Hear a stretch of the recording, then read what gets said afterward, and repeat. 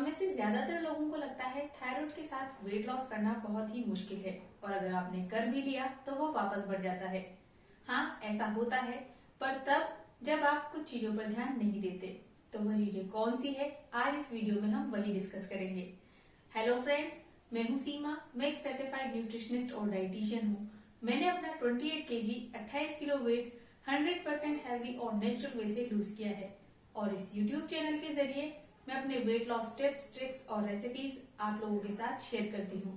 और हाँ, मैं आपको वेट लॉस के लिए पर्सनली गाइड भी करती हूँ।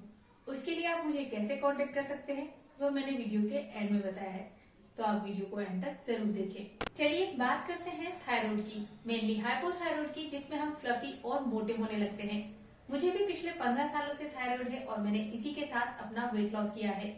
आई होप आप ये जानते होंगे कि इंडिया में हर 10 में से एक इंसान को थायराइड है, जिसमें यह प्रॉब्लम फीमेल्स में ज्यादा है। तो अब ये हाइपोथायराइड है क्या?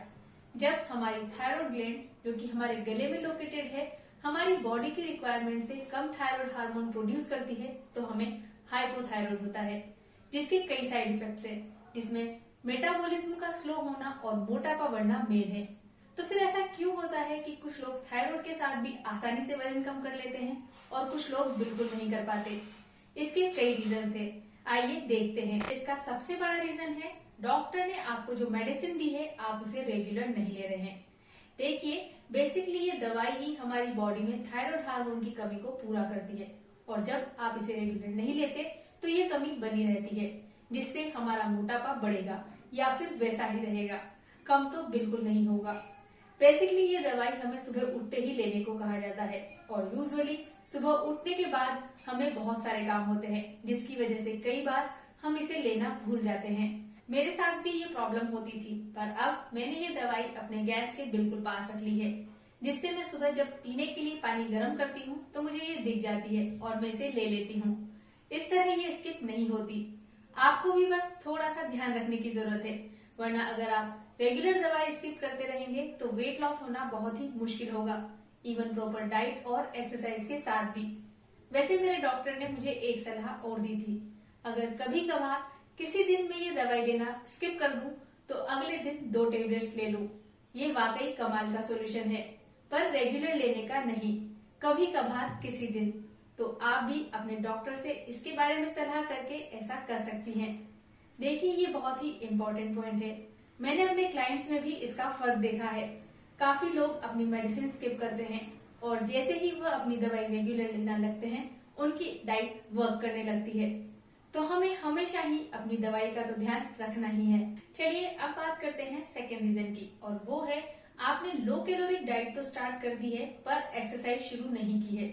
बेसिकली जैसे मैंने पहले बताया था, हाइपोथायराइड में हमारा मेटाबॉलिज्म स्लो हो जाता है, जिसकी वजह से हमारी बॉडी ज्यादा कैलोरीज बर्न नहीं कर पाती। जबकि वेट लॉस के लिए हम जितनी कैलोरीज इनटेक कर रहे हैं उससे ज्यादा कैलोरीज बर्न होनी चाहिए, तभी तो इन कैलोरीज की कमी को हमारी बॉडी में जमा हुए फैट को बर्न करके पूरा करेगी, तभी तो हमारा वेट लॉस होगा। तो ज्यादा कैलोरीज बर्न होना बेहद जरूरी है और उसके लिए मेटाबॉलिज्म अच्छा होना चाहिए। और हाइपोथायराइड में मेटाबॉलिज्म इंक्रीज करने का सबसे अच्छा तरीका है 30 मिनट्स अ डे एक्सरसाइज। आप कार्डियो कर सकते हैं, आप डांस कर सकते हैं, आप कोई भी गेम जैसे कि बैडमिंटन खेल सकते हैं, आप वेट ट्रेनिंग कर सकते हैं। और अगर आप कुछ भी नहीं करना चाहें तो 45 मिनट्स अ डे वॉक करें। और हाँ, आप एक्सरसाइज सुबह सुबह ही कर लें, उसके बाद पूरे दिन फिजिकली एक्टिव रहने की कोशिश करें, जिससे आपका मेटाबॉलिज्म बढ़ेगा और दिन भर मेंटेन भी रहेगा। इसके अलावा मेटाबॉलिज्म इंक्रीज करने के लिए आप दिन भर हाइड्रेटेड रहें। On an average 8 glass liquid जरूर पिएं, जिसमें मेनली पानी होगा, क्योंकि रिसर्च ये कहती है कि पानी पीने के बाद तकरीबन 1 घंटे तक आपका मेटाबॉलिज्म बढ़ता है। तो आप पूरे दिन थोड़ा थोड़ा पानी पीते रहें, जिससे आपका मेटाबॉलिज्म मेंटेन रहे और आप ज्यादा कैलोरीज बर्न कर पाएं। थायराइड के साथ वेट लॉस नहीं होने का थर्ड इम्पोर्टेंट रीजन है कार्ब इंटॉलरेंस। मतलब हम कार्ब का इंटेक ज्यादा कर रहे हैं, इतना जितना कि हमारी बॉडी टॉलरेट नहीं कर पा रही। पर ये आपको है या नहीं, इसे पता लगाना आसान है। अगर आपको खाना खाने के बाद ब्लोटिंग हो जाती है, आपको टायर्डनेस फील होती है या फिर आपको नींद आने लगती है, तो समझ लीजिए कि आपको भी कार्ब इंटॉलरेंस हो सकती है। बेसिकली इसमें हम जैसे ही ज्यादा कार्बोहाइड्रेट्स का इंटेक करते हैं, हमारा इंसुलिन लेवल काफी बढ़ जाता है और हमारी बॉडी फैट स्टोर करने लगती है।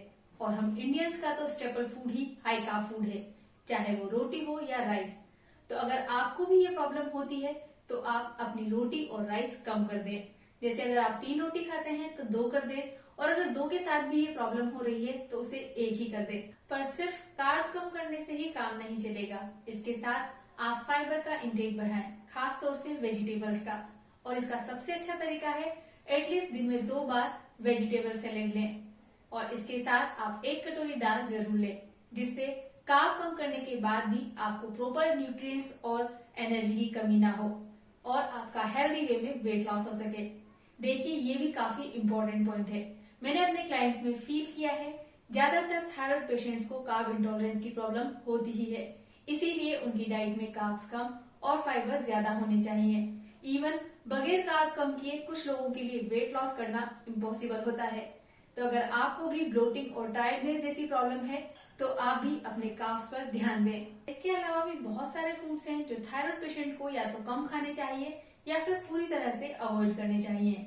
इसके लिए मैंने एक अलग से वीडियो बनाया है जिसमें मैंने बताया है कि कौन से ग्रेन, कौन सी वेजिटेबल्स और कौन से फ्रूट्स आपको खाने चाहिए, आयोडाइज्ड फूड की मात्रा कितनी होनी चाहिए और एग्जैक्टली क्या आपको अवॉइड करना चाहिए। ये सभी कुछ मैंने इस वीडियो में बताया है।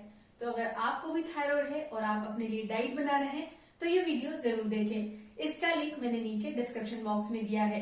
अभी के लिए सिर्फ इतना ही। और हाँ, जैसा मैंने आपको वीडियो के शुरू में कहा था, आप मेरी पर्सनल गाइडेंस में भी वेट लॉस कर सकते हैं।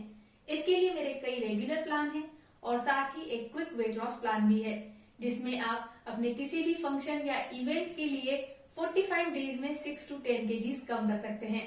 तो इसके लिए आप नीचे डिस्क्रिप्शन बॉक्स में दिए गए लिंक पर अपनी इंफॉर्मेशन फिल करके मुझे सेंड करें, मैं आपसे कांटेक्ट करूंगी।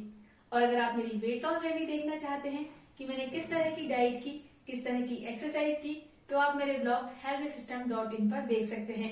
और इसी तरह के वेट लॉस टिप्स, ट्रिक्स और रेसिपीज के लिए मेरे इस चैनल वेट लॉस विद सीमा को जरूर सब्सक्राइब करें।